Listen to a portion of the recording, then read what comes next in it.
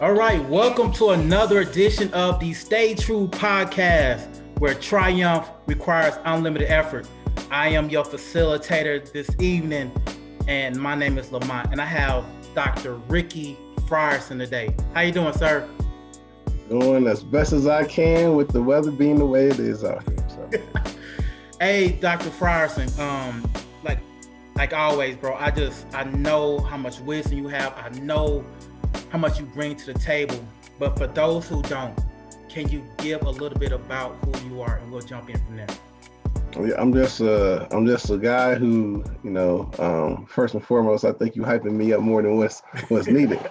I'm a guy who tries to stay humble in my everyday life, but I just go around, shake hands, and kiss babies, man. I do the lifestyle of shaking hands, kissing babies. No, really getting to know people.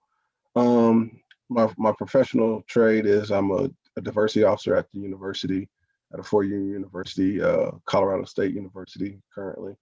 Um, and my job is to try to bring unity in the midst of discord and division, and help people understand about themselves, but also about other cultures and experiences, and why some of the issues that we're experiencing nationally, historically, globally, how these have had long-standing impacts and consistency or frequency of impacts with certain demographics since the beginning of time. And so now we're just kind of, for the first time, not for the first time, but for one of the few times in history, all experiencing something together, regardless of socioeconomic status, race, demographics, and so forth.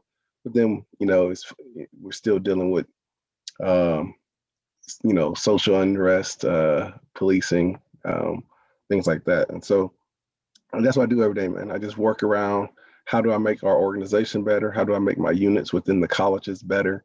How do we get to more inclusive mindedness? How do we help people understand and respect the differences of opinion through their lived experiences, et cetera? So, like I said, man, just trying to bring unity in the midst of discord and division. That's awesome. Again, you listen to the Stay True podcast being brought to you by T.R.U.E Coaching. And again, like always, triumph requires unlimited effort. We have Dr. Rickey Frierson. Dr. Frierson, I know, and I'm sure people who know you understand this about you, that you're very strategic. Yeah. How do you approach strategy, and how do you teach people strategy? Yeah, I think I just now realized probably like 4 years ago how strategic I am, and how other people notice that. Sometimes you just think you're just trying to, you hustling, you making moves. But I think the first thing of being really strategic is knowing your vision. Where are you trying to go? Because once you know the destination, that's half the battle. Once you know where you want to go, now it's about moving, manipulating, utilizing the resources, the landscape, whatever, to get to where you're going. And so for me, I always say, a lot of people say you're either playing chess or checkers, right? And so when I think about chess, which I'm horrible now. If I play chess right now, I'll get beat down. But I remember when playing chess, one of the things about me and my strategy that was different than other people were, when I asked people what was the most powerful piece of checkers, most people, what do you think is the most powerful piece of checkers? I'm asking. Yeah, yeah. And I was gonna say I don't know, but I didn't want to actually say I didn't know. No, so most people think the most powerful piece in checkers is the queen, right? Because the queen can move X, Y, Z. It can go diagonal, can go forward, it can go backwards, it can jump, it can take out a lot of things. It has more utility, and the most important piece is the king, right? Because if you lose the king, you lose the game. But I've always told people, and this goes to that strategy question you're asking me, I said the most important piece of checkers is the board. Because if you don't Mm, have the board, you don't have the layout mm, of how to be strategic.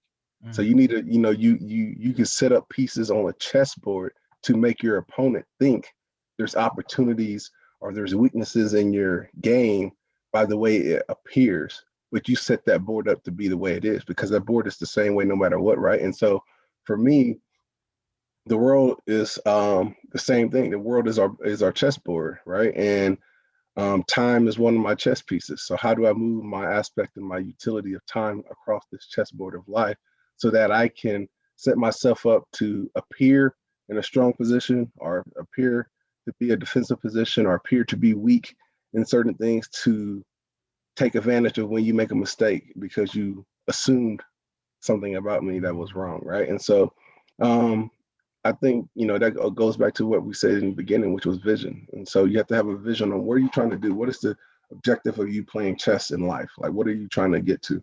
A lot of people still don't know what they want to do. Fortunately for me, I had a vision of what I wanted to do when I was 12. When I was 12, I had a clear vision of, and so clear.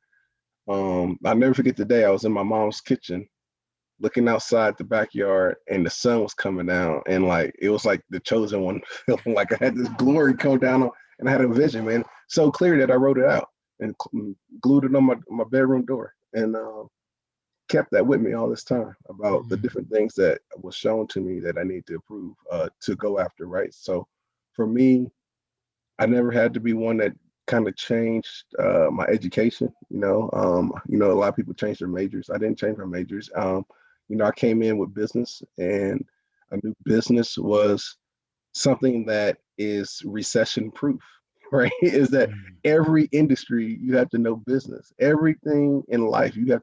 Sports is a business. Education is a business. What you're doing is a business. Everything's a business, right?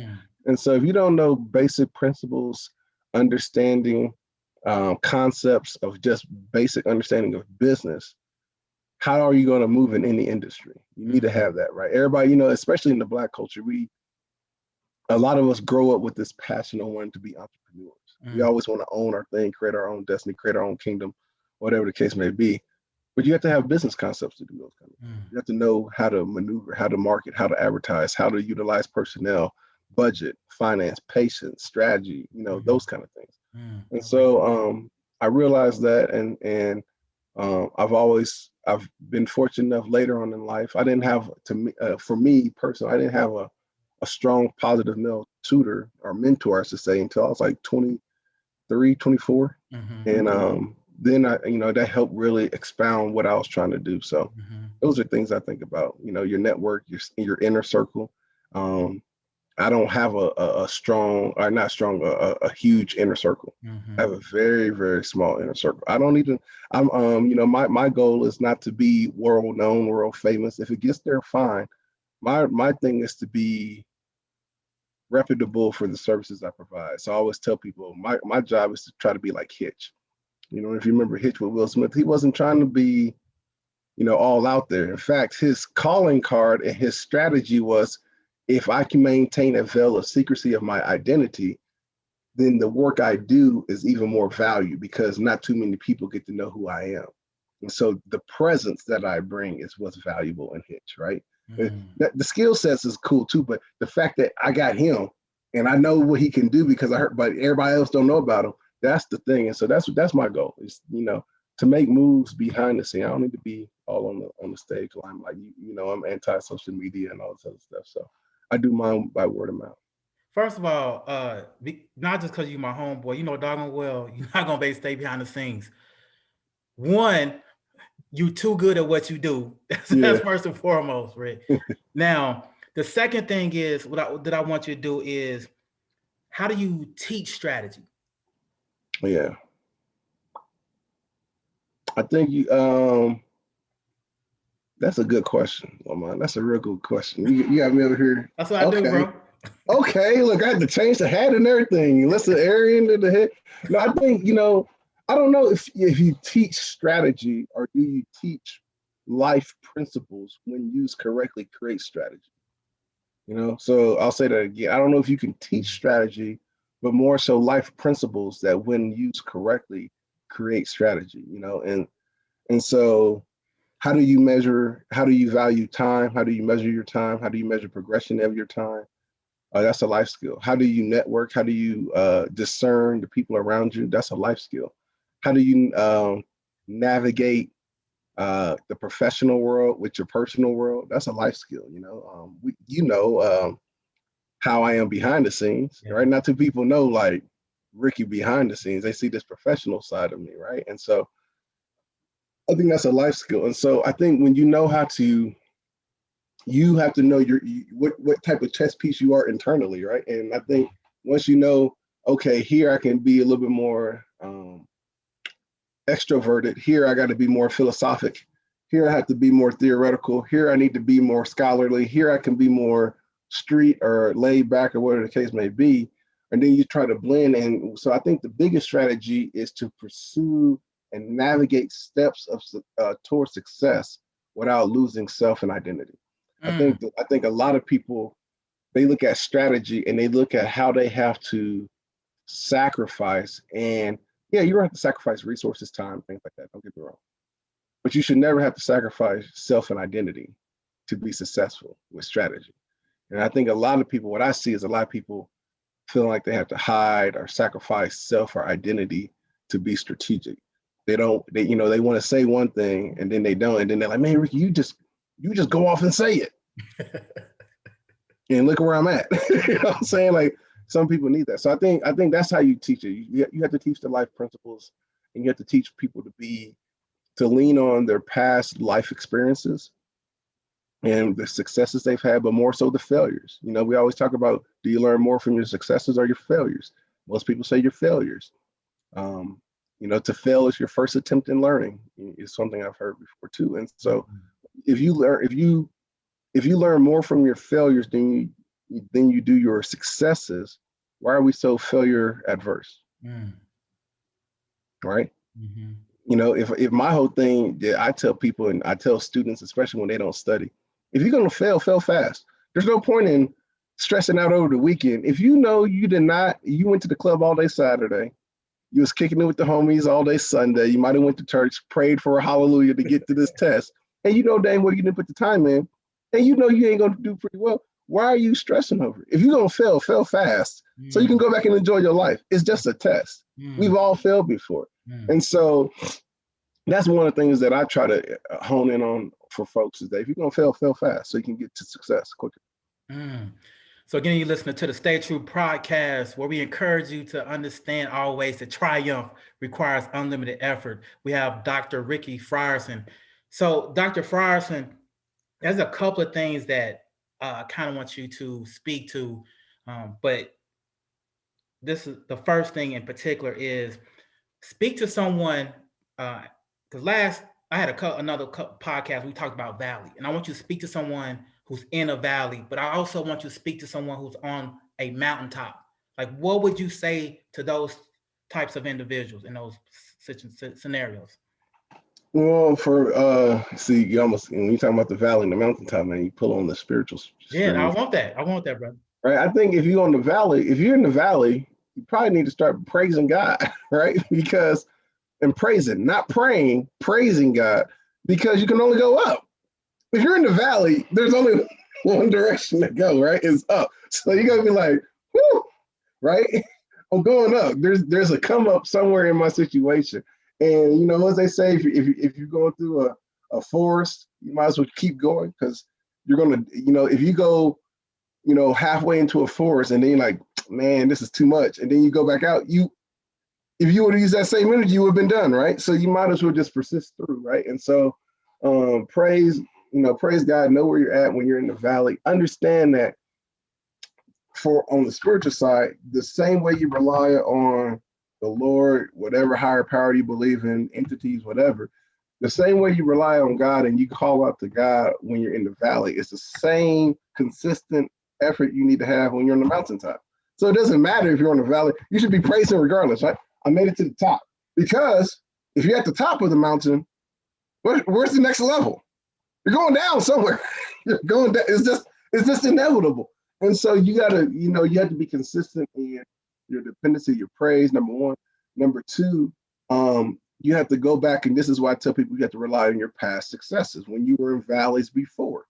If you're new to this and this is you're coming into adulthood, I got students who this is all new, right? This pandemic, this housing, this is all new for everybody, right? But for them, they're trying to experience adulthood, and they're the first generation in the history of higher education that have had to completely strip the traditional way in which we've taught high school. I mean, how we've taught college, right?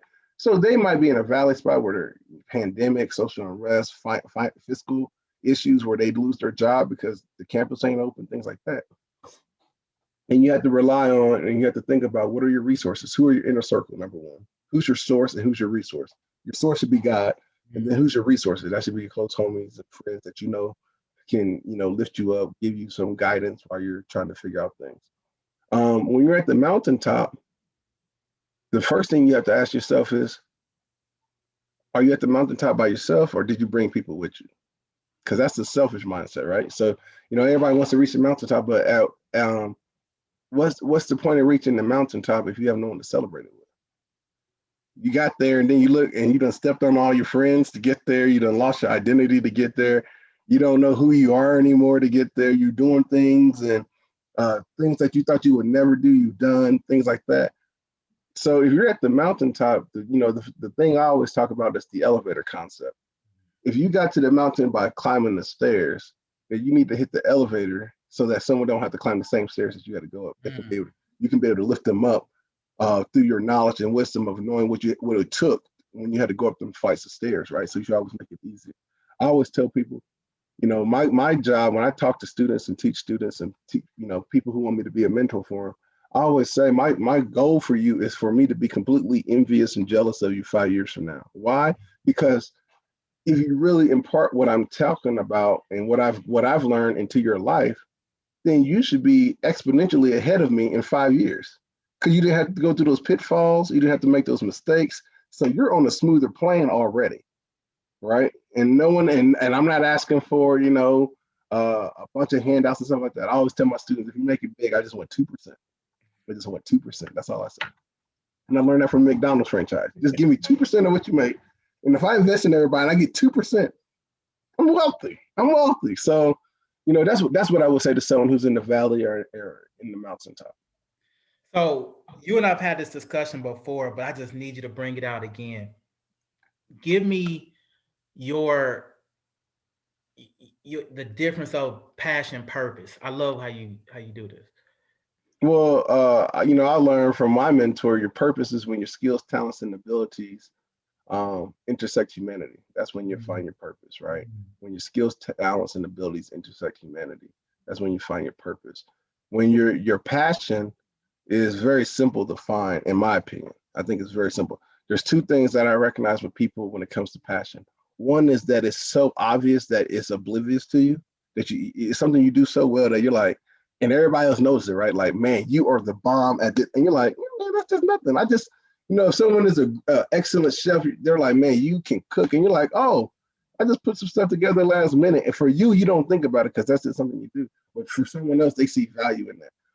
But the other way you find your passion is, if money didn't exist, what would you do tomorrow on your own? It doesn't matter what profession you choose because money doesn't exist. It doesn't matter what the reputation is of that profession because money don't exist. So, some people have a passion to be a custodial worker, but the reputation is like, Some people have a passion to be a cosmetologist, but the reputation is, right? Some people have a passion to be a doctor, and the reputation is highly sought after. But if you took the money away from those, your passion is your passion.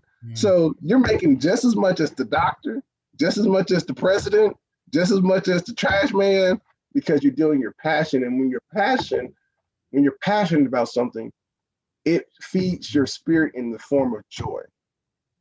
When you're motivated for something, it feeds your ego in the mode of money and wealth, right? And more so money and materialistic things. So, but there's some people. I was just talking to a friend today, and I was telling her, I was like, look, if you have a job that brings you joy, it don't matter how much that joint pays. It don't matter.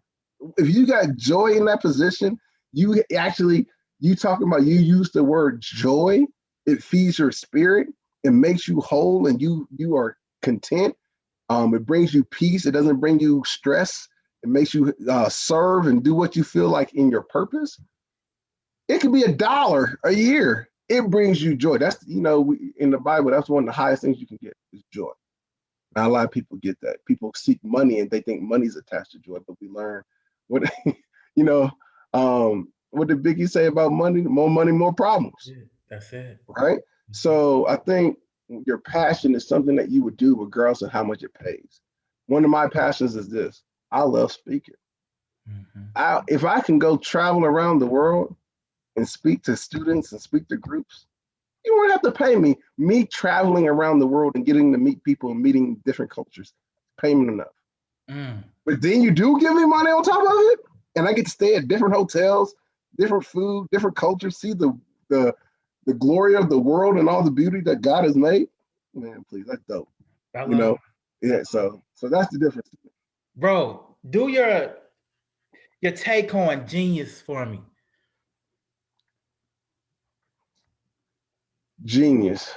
Give me some. Give me. I don't know See, remember, what I used to say. you did this thing, man, I thought was so powerful, bro. How you was talking about you use the analogy of the shark and the Oh yeah. So everybody's a genius. It just your environment determines the level of genius that comes out. But everybody's a genius, and so um, for example, we saw that the genius of Jay-Z by being in the rap industry, the genius of Percy Julian or Julian Percy, African American male in chemistry, by just being a chemist. Mhm. The genius of Barack Obama in politics. So your genius is your level of genius determines the environment you're in. Some environments can squash your level of genius, and some environments can expound that. So going to what you're talking about with the shark, a shark doesn't have to think about is it a shark. It doesn't have to worry about its identity.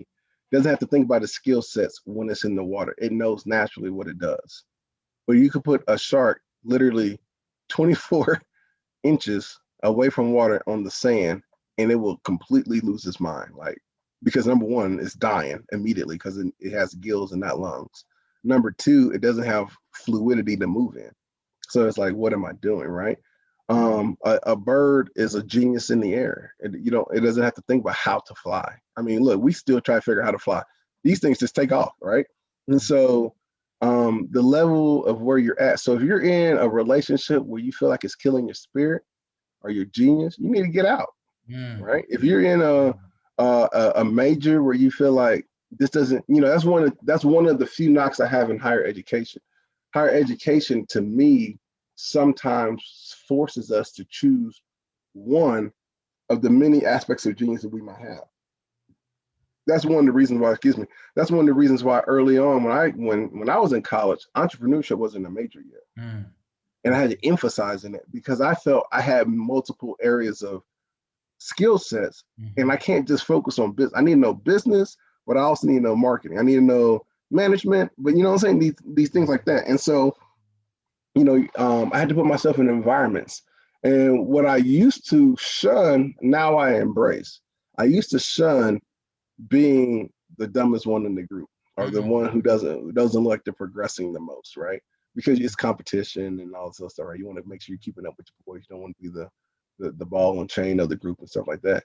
But now I realize I can't be around too many people if I'm always the top one in Mm. the group Mm. because I can't glean from nobody. I'm only giving. I can't glean, and so there's certain circles I have to be around where I'm like, okay, I'm making this amount, but you making this amount, or I'm trying to do this and you've already done this tenfold. I need to hang around you, or all right, I need to learn this and you already know it. You already know how to do this. Like I want to go.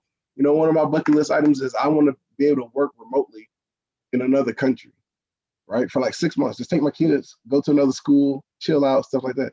There's people who've done that I know. And I'm like, they just up and go. And I'm like, I need to understand that freedom and that mindset of how did you plan that out, right? And so, you have to figure out what environments are you hanging around, and that'll determine how much your geniuses are able to come out. Mm. Again, you listen to the Stay True podcast being brought to you by True Beast Coaching, where triumph requires unlimited effort. Dr. Frierson, there's something else I thought was a blessing that you said before, and you were talking about the butterfly. You remember that? Yeah. Do that for me, bro. Yeah, so this is actually I got this from one of my mentors, man, Dr. Cornelius Sanders. He wrote a book called "The Power to Become," and it dealt with this analogy of one of the few species in the earth that we have that does a full transformation. It's like a tadpole to a frog, but also a caterpillar to a butterfly. And he obviously wrote it from a spiritual lens, but I took it up and looked at the analogies of it. And realize like, when you're a caterpillar, you don't see as much. You're just right there. You're just eating what's in front of you. You're partially blind. You don't see how big the world is. You take an example of like a caterpillar walking across just the sidewalk. That's a long journey for a caterpillar. This caterpillar is like, for us, that's like, you know, driving from Cali to New York. That's a long thing for a caterpillar because of just how smooth, how slow it is and stuff like that. But then it has to, a caterpillar has to make two major decisions in its life. Number one, does it want to pursue the vision of what's the potential inside of it, right? So does a caterpillar know it has the potential to become a butterfly? Does it know the level of genius that exists inside of it? And does it want to pursue it? You remember you asked me earlier about strategy, and I was like, you have to have a vision. And the second thing is once it decides, yes, I want to pursue this vision, it goes through this thing of, the cocoon cycle where it's going through the actual transformation. But, that's when the second most important decision of a caterpillar's life comes to be, which is when are you deciding to break out? Because only you can break out of the cocoon. You can't have someone cut you out because you'll die. And if you wait too long, you'll die, right? So you need to know the opportunity when to break out, and are you strong enough to break that? And you got to remember the cocoon cycle is a very isolated, lonely, there's no one there. You're going through all this change, the pain of change, the exposure to weather. You got this little thin veil kind of covering for you and all this stuff. And it's a transformation, but there's no one there on the inside of that. You got this protecting, we can talk about that being God, the Holy Spirit, but you still have to make this internal change. And then you have to decide once you have made the internal change, are you ready to bust out externally so people can see the change? And once you bust out and you're a butterfly, now you can fly and get a higher perspective and understanding of the world and the environment you're in. You get a higher exponential experience of how to let your genius be felt and seen by others. Whereas they might be like, oh, as a caterpillar, I don't see this in you. And that's why you need a good mentor, because, I see all our students as like, I don't care what mistakes you've made in your life. I don't care what issues you got going on right now, to an extent, right? You're a caterpillar, and things, because you don't see life on the other, you haven't experienced it yet, everything's going real slow for you. Nothing's progressing the way you want to because you're a caterpillar. You're just doing this, right? You're just like, every time I move forward, I feel like I'm moving backwards. Every time I move forward, I feel like I'm moving back. That kind of thing. And you got to have someone that speaks to you like, keep going. And one day when you move forward, instead of crawling, you'll be flying. And you won't be going backwards unless you choose to, right? And so it's important to speak that into students, to give them that analogy of that. That's one of the things where you truly see a transformation of an identity, right? And so, you could tie that to, Christian life, sinner versus saved, and someone who doesn't have a vision versus someone who does, genius, identity, things like there's so many lessons I can tie to that analogy. So what I like to do, Dr. Frierson, because it helps, I don't know, man. I like wordplay. All right. So yeah. what I want to do is this. I'm gonna throw you out some words, and I want whatever comes to your mind. I feel like I'm about to do a freestyle or something. Like I'm on the five fingers of death. Like if you want to throw it out, I gotta start going. Okay, hold on. So the first thing, I'm gonna throw you an underhanded pitch, and I'm gonna throw out education. Yeah, what up? What is your thoughts on education? It's important, but don't become siloed into other people's expectation of what education is for you. College isn't for everybody. Education's for everybody. A cosmetologist, my wife is a cosmetologist. That's a recession-proof industry. You don't go to a 4-year brick and mortar building to get a license in cosmetology. You go to a trade school, right? You go to a cosmetology school, and people still want to get their hair done, regardless of good times or bad times, because they at least want to feel good about themselves. So what are you doing to be constantly educating yourself? What are you doing? And that could be simple as I get educated just by watching some movies because I open up my mind to different things. I get educated by talking to different people, experiencing different parts of the world. reading books. There's times where I read like 4 books at a time, and I'll just read a chapter of each every night, or I'll read a couple chapters, the first 2 hours, and then I get to my next book. So that way, my mind, for me, I like that because I don't always go with the monotony of the same story. I'm always checking out different episodes at all the time. So, but what are you doing to be educated? And if you do it right, people will pay you to get educated, which is something I didn't know, that people will pay you to get educated. And if you do it right, and if you know what you have is a value set, going back to purpose, a value set towards humanity. I mean, think about these motivational speakers, Les Brown. What's the one dude that's Caucasian male, kind of Tony Robbins, or Tony is that his Robbins. name? Yeah. These jokers get paid to talk, to motivate you. Right? You don't need a degree for that. You need passion, purpose, discernment, right? That you don't need. There ain't no like you don't go major in public speaking like that, right? You know what I'm saying? You might take a class on it, but you don't major in it. Like, this is what I'm gonna do, right? A comedian. You don't go to school to be a comedian, but it's something that you have a skill set in, and you educate yourself on. How do I set up a story in a way in which I want to make the audience think about something but laugh? The first person I think about that's really good at getting into deep concepts but making you laugh at the same time is obviously Dave Chappelle, right? Dave Chappelle does that. Kevin Hart's a very good storyteller, right? He'll educate you through a story, but Dave Chappelle will really like get you to think about something that could be a taboo topic and still laugh at it, right? And so I think that's important. So that's what I think about education. What do you think about wealth? So the difference between riches and wealth is this. Riches is how much you make. Wealth is how much you keep. Very simple. Wealth is how much you keep and you're able to pass down. And what I mean by that is it's not necessarily, when we hear riches and wealth, we think money automatically, but it could be skill sets, right? Processes. Are you teaching your kids how to look at everything like a business? I always ask my kids, and they're in 3rd grade and in kindergarten, hey, what shoes is everybody rocking? What's the brand? Should we put stock in that? Right? Because did you know, son, daughter, you could be a business owner of that brand that they wearing. So every time they wearing that, they're actually giving you money.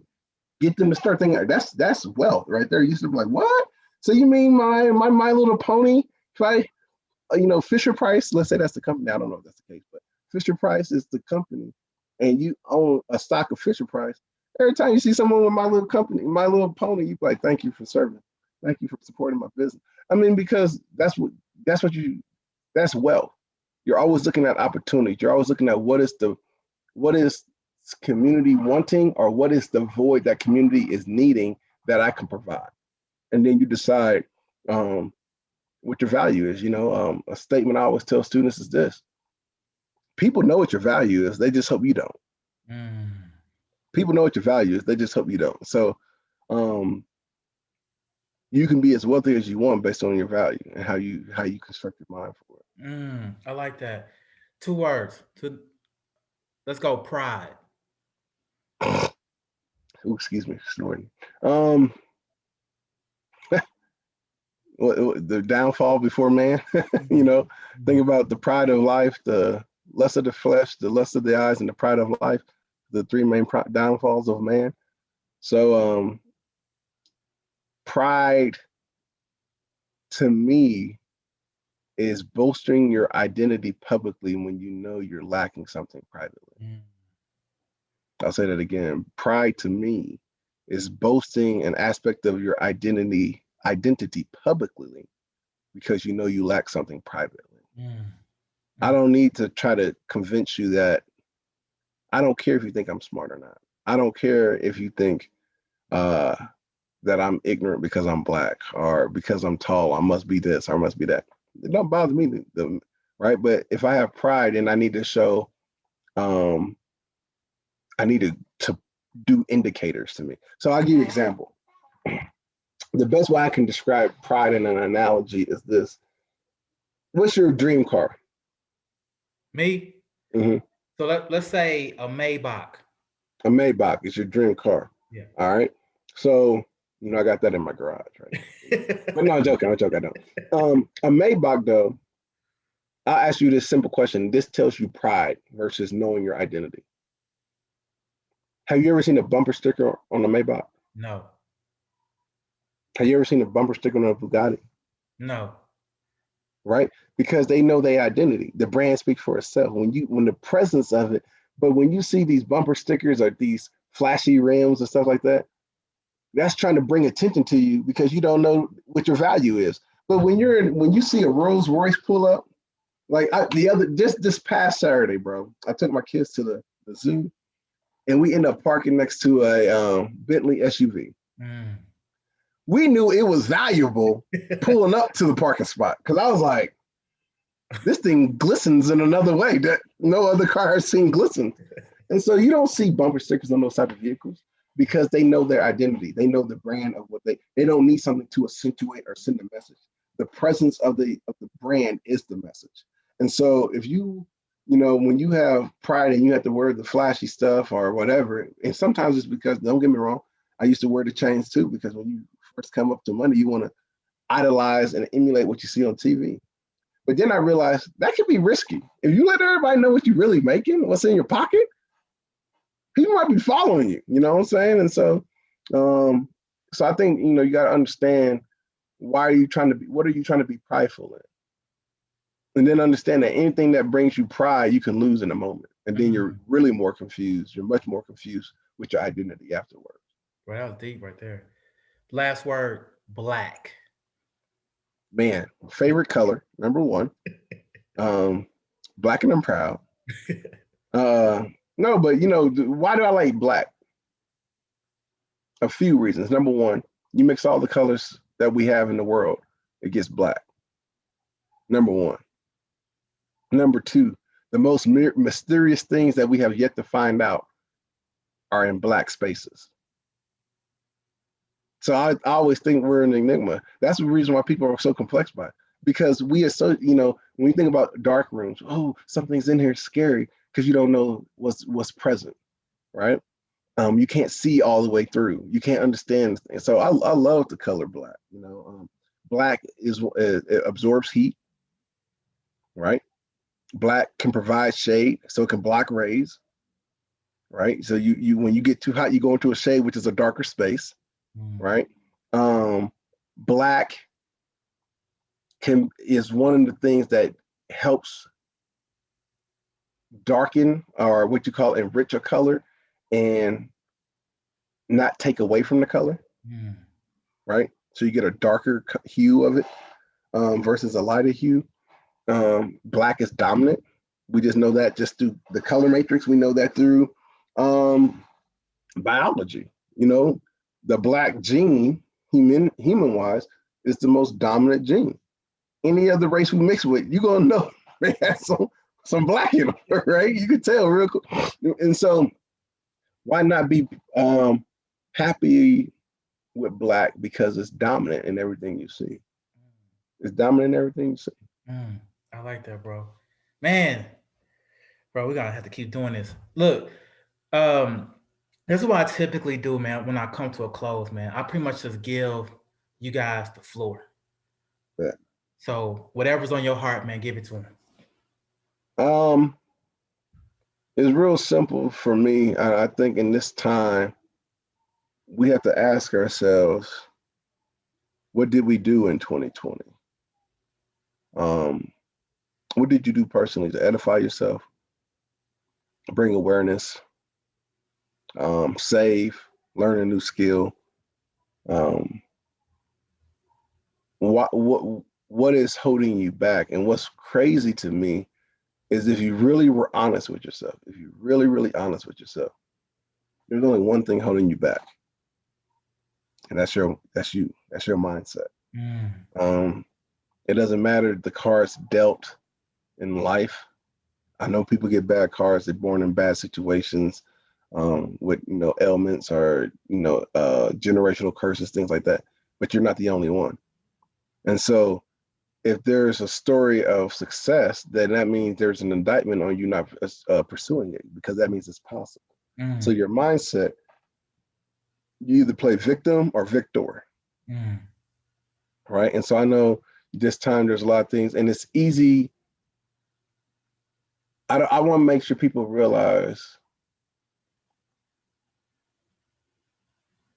where we're sitting today. People are like, man, you don't understand what I'm going through. Oh, but I do.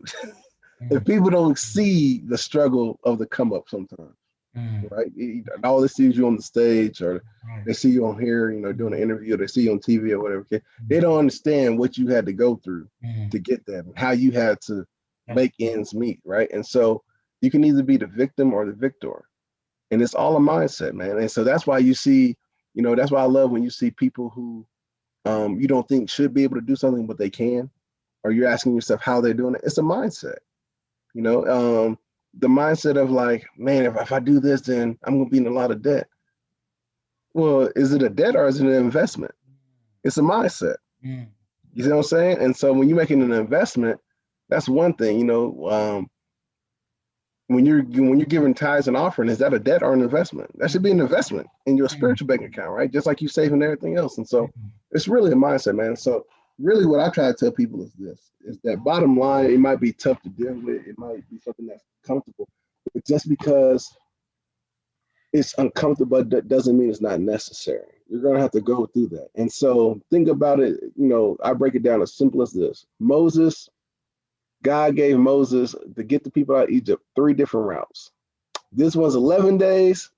This one's 40 or 30, 60 days. And this one's 40 years. And these folks in their mindset said, we don't want to go the 11-day route because we're going to have to fight these particular groups, and we don't know if we will win. This route looks da-da-da-da-da, but the 40-year route looks the easiest. Let's go that route. And what happened, because it was the easiest, was that the generation that started that route did not finish that route. None of them, because they try to go the easiest path.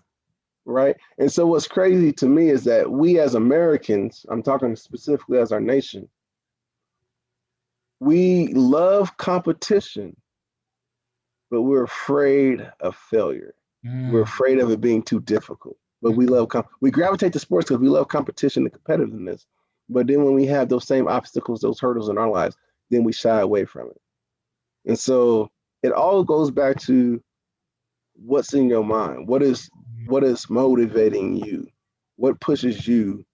And if you're not comfortable being the one that goes against the grain, if you're not comfortable knowing your identity and say, look, I don't care if 99 people say this, I'll be the one that goes against it, then you're fighting with your own self. You're your own biggest enemy. You have the key to your own success, but you lock yourself up and then throw away the key. Or you put yourself in this cage, and then you say you don't know where the key is because you haven't been enlightened in yourself to see that the key has been inside you the entire time, because you're living in this dark space, not being enlightened. And so it's really about your mindset. So I would just say nothing's impossible. It doesn't matter if it took you 10 years or 30 years to do something. Have a vision and just go after it, right? Complete the goal that you have for yourself. No one knows your life story. No one knows why it took you that long, but you're doing it for you. So it shouldn't matter, right? And so, and then you have to figure out what truly brings you passion and joy in life. And when you find those things, you can't put a price tag on that. So there's a part where I'm at a fortunate place, bro, to where materials, there's times, bro, this is a true story. There's times I be on Amazon trying to find something to buy. Recognizing I really don't need it. I don't need anything anymore. I was in a spot where I needed things. Like, I need this. No, if I get it, I'm just getting it because I want it. Right? There was a time when I would go to the restaurant and it would be like,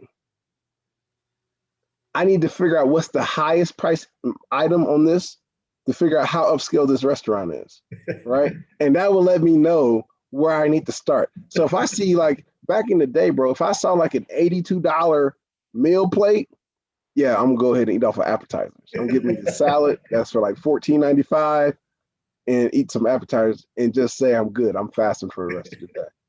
But now I'll look at the 82 and be like, does that look good? I'll see something. Because if that's the highest and if I like it, then I'll get it. If I don't, I'll just get something else on the menu. I'm not sitting there trying to, tie pennies together on things. And so it's just a mindset, man. It's just a mindset. Well, you crack me up. So it's facts. You know me, man. And that's a blessing for me though too. Is that those who know me like me. Yeah. I'm in a good spot, and I'm still frugal. Yeah. I'm still frugal. Yeah. Right, because my whole thing is I'm at the mountaintop now, or I might be ascending to the mountaintop. But what I say earlier, just because you have, you got to think about what was it, Joseph? You got to do 7 years of harvest to prepare for the 7 years of famine. So when you're, just because you're making money don't mean you blow it. You got to still be lean in your expenses, so that way you have a nice saving. So if something happens down the line you wasn't prepared for, you're not freaking out, because I'm always planning on putting something to the side. So I'm not trying to live off 100% of what I make. I'm really trying to live off 65% of what I make. And 35% of that is going into savings. Well, obviously 10 is going to, tithes and offerings, but the other 25, a quarter of what I make, is going to savings some kind of way. So if I have a mindset of knowing how to live off 65, I know I'm going to be wealthy, because most people are living off 100. So that might be, hey, Rick, let's go eat. Man, you make all this money, you don't want to get, nah, I'm going to get this appetite, because I'm making a financial sacrifice today for future wealth and finances tomorrow, because I don't know what tomorrow might bring. I might lose my job tomorrow. So I need to be able to have enough stored up at all times. Man, bro, you the new Hitch, but I'm telling you right now, bro, you're going to have to get a different card than his. I think he had a black card. Man, that card was pretty, it was basic, it was unassuming. It was just like, whatever. I got a couple of card ideas that I want to get. Bro, ain't no way you're going to be able to stay anonymous, man. There's no way. There's no way. Bro, I'm going to tell you right now, as always, man, I appreciate who you are. I thank you for your time. Man, always. Hey, when you do your another one, this dude, I'm telling y'all right now, this dude is going to be, he's something special. But Dr. Frierson, man, I thank you so much, man. Honest to God, I thank you, man.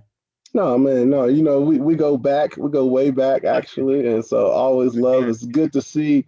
You one of my boys in my close circles. I can count on one hand how many close boys I got. Right, on one hand. Same here.